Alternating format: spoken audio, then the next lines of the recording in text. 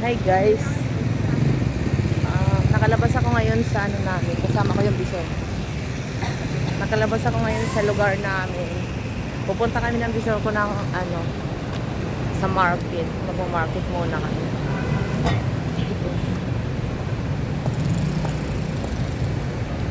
Tatawid kami ng kalsada. Baka masagasaan kami ng traffic.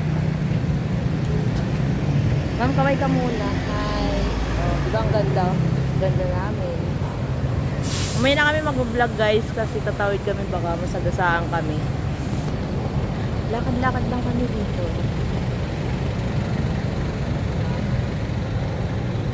Ganda talaga dito guys, no? Nasa ano kami ngayon? Nasa Hong Kong. Parang tanga lang ulit.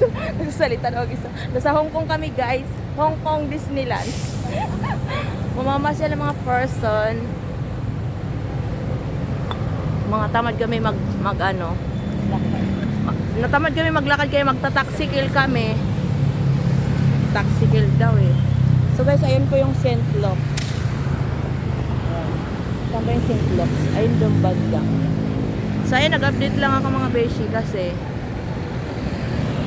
wala na akong upload dahil busy ako pang umaga ako. Nasaan ba yung camera? Ayan, haggard na ako kasi galing pa ako duty. Ayan.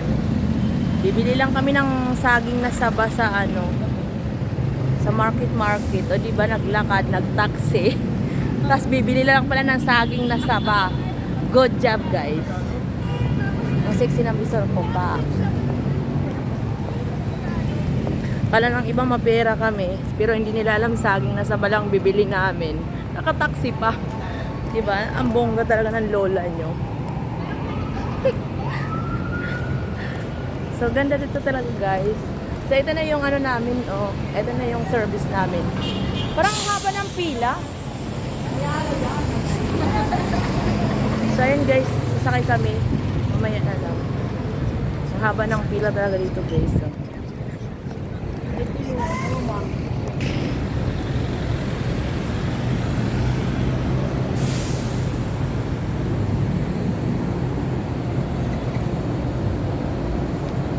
Then guys, magbababay na ako kasi di pa ako nakapag-toothbrush. Di ba ako lang yata yung gumala na hindi nag-toothbrush. Wala naman kasi akong kakising-sin. So ayan. Bye guys. Thank you for watching.